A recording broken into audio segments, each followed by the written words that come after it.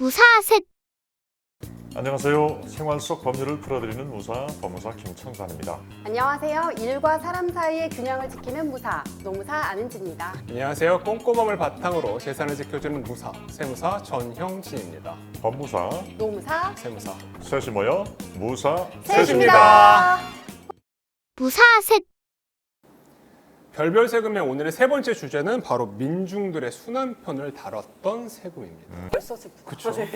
첫 번째 날은 바로 인도로 넘어가겠습니다. 오. 인도의 세금이 지금 현재 되게 희한하거든요. 제가 지금 말이 좋아 희한하다는 표현을 썼지 정상적인 세금은 아니에요. 카스트 제도의 영향인가요? 그거랑 약간 비슷한데 실제로 인도의 인구가 몇이냐면 14억입니다. 이 14억의 인구 중에 소득에 대한 세금, 법인세라든가 종합소득세를 납부하는 인원이 8천만 명 정도밖에 안 돼요. 그럼 비율로 따지면 몇 퍼센트냐? 5%가 조금 넘습니다. 더 제가 재밌는 사실 말씀드릴까요?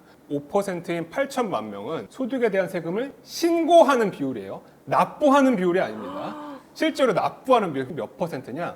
2%입니다. 그러면 인도는 근로 활동을 할 수 있는 연령대에 비해서 아주 어리거나 아주 노년인 분이 많다는 뜻인가요? 네. 요 이유가 두 가지가 있습니다. 첫 번째는 인도의 근로자 중 10명 중 9명은 근로계약서를 작성하지도 않은 일용직 근로자예요. 언제든지 해고를 당할 수 있고 또 인도의 가장 큰 문제점이 뭐냐면은 소득을 받을 형편조차도 이제 안 되는 그런 사회적인 분위기가 형성되어 있고 더 심각한 것은 이거를 조사해서 이거를 바꿀 만한 세무 공무원들 현재 인원이 되게 부족하다고 해요. 그래서 인도에서는 어떤 말이 유명했냐면 소득세를 내는 사람은 진짜 바보다. 제가 이렇게까지 딱 말씀드리면 아니 그러면 인도 사람들은 좋은 거 아니야? 아 걔네 세금 안 내잖아. 그만큼 국가를 경영할 수 있는 인프라 같은 데 투자될 수 있는 재원이 적어서 후진성이 빨리 이렇게 호전되지 않는가? 맞아요. 자 그럼 200년 전에 인도로 가기 전에 그림을 보고 네. 딱 보면 어떤 생각이 드시는지 제가 여쭤봐도 될까요? 세무사님의 특징을 살린 에로틱한 버전의 어떤 별별 세금인가?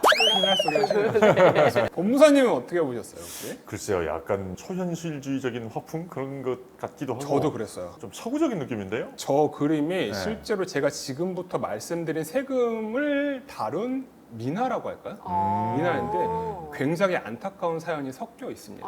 오늘 제가 첫 번째로 말씀드린 세금은 바로 인도에 있었던 유방세입니다. 아직 모르니까 그냥 아무 생각 없이 별 뜻 없이 여쭤봐도 돼요? 가슴이 크면 내는 세금인가요? 바로 그겁니다. 진짜? 여성들의 가슴의 크기에 따라서 태율 구간이 달라지는 세금이에요.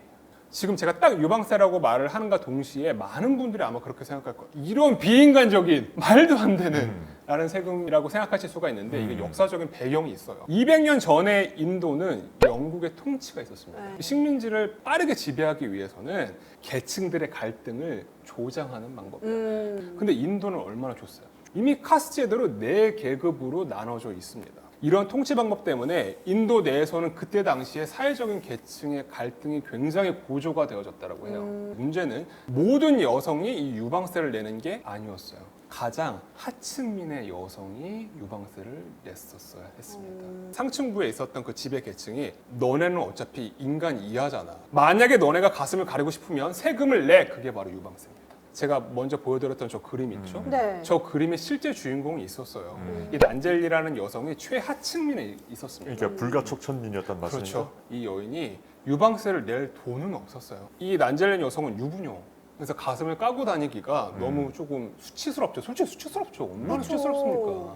그래서 세금을 납부하지도 않았음에도 불구하고 난 이 가슴을 가려야겠다라면 가리면서 다녔어요. 그래서 공무원들이 와요. 세금 징수원들이. 야, 너는 유방세도 내지 않고 가슴을 가려? 라면서 그동안 밀렸던 세금을 추징하려고 난젤리라는 여성의 집에 찾아옵니다. 근데 난젤리라는 여성이 그 당시에 알겠어, 나 세금 낼게 라면서 자신의 가슴을 잘라서 그 가슴을 세무 공무원들한테 보여줘요. 그럼 막 피를 막 흘리면서 맞아요. 그래서 지금 여러분들이 보고 계시는 저 그림에 가슴 부위가 빨갛죠? 이게 가슴을 도려낸 모습을 형상화한 그림이라고 말씀을 드릴 수 있을 것 같아요. 그래서 이 유방세는 실제로 없어졌어요. 민중들을 수탈할 뿐만 아니라 정말 인간 이하의 취급을 하면서 징수하려는 목적을 잘 보여준 세금이라고 제가 갖고 왔거든요. 그러네. 진짜 그냥 동물 취급을 한 거네요. 맞아요, 정말로. 네. 다음번 세금도 그렇게 유쾌한 세금은 아니지만 여러분 혹시 그런 이 영화 보신 적 있으실까요? 브레이브 하트. 이 영화 영화의 기본적인 내용이 뭐냐면 그때 당시에 스코틀랜드의 독립을 다루고 있던 영화였거든요. 민중들에 대한 고초를 바탕으로 이제 독립 전쟁을 일으키는 영화인데 저 영화에 정확하게 이 장면이 나와요. 넌 지금 결혼했으니 너의 신부는 영주와 하룻밤을 보내야 한다. 이게 바로 초약권이라는 건데 초약권? 네, 이게 초약권이라는 거예요. 그게 뭐요? 모든 결혼을 한 부부의 첫날 밤 전에 영주는 다 관여를 하는 건가요? 그렇죠. 아니면 만약에 초약권을 니네가 거부한다면 즉 돈을 초야세를 내. 내라. 이게 바로 초야세입니다. 실제로 이게 중세 시대와 고대 시대 유럽에 있었던 제도예요. 정말 말도 안 되는 세금이기도 하죠. 근데 그 이유는 뭘까요? 아무래도 네. 제가 추측하기로는 당시의 영주들의 위험성을 나타내기 위해 민중들을 약간 수탈하는 목적으로 이 초약권, 초야세가 생겨난 것이 아닌가 제가 이 말씀을 드립니다. 제가 오늘 민중들의 수탈이라는 이름으로 별별 세금을 구성한 이유가 있거든요, 사실은. 네. 왜냐하면 기획재정부가 이렇게 법률을 개정하겠다, 입법하겠다라는 안이 나옵니다. 아, 네. 제가 처음으로 그 안을 볼 때는 그 법령의 취지를 전 항상 봐요. 아. 만약에 그 취지가 정말 국가 발전이라던가 국민들의 원활한 인생을 살기 위해 도움이 되어진다면 저는 그 세금 납부해야 된다고 봐요. 다시는 정말 이러한 세금들이 우리 사회에 나타나지 않기를 바라며 그에 대한 역할은 바로 우리 납세자들이 하는 것이다. 네. 예, 근데 뭐 설마 저런 류의 이제 세금이 뭔가 그렇죠. 저런 나오지는 취지로 않겠죠. 나오지는 않겠지만 그러네. 우리가 항상 세법이 무언가 세금을 낼 때는 꼭 이 취지를 꼭 잘 보시길 좀 추천드려요. 자, 그럼 이렇게 오늘 또 재미난 별별 세금 3탄을 마치는 걸로 할까요? 네. 그럼 지금까지 법무사 김청선, 노무사 아는지 세무사 전영지. 셋이 모여 무사 셋이었습니다. 무사 셋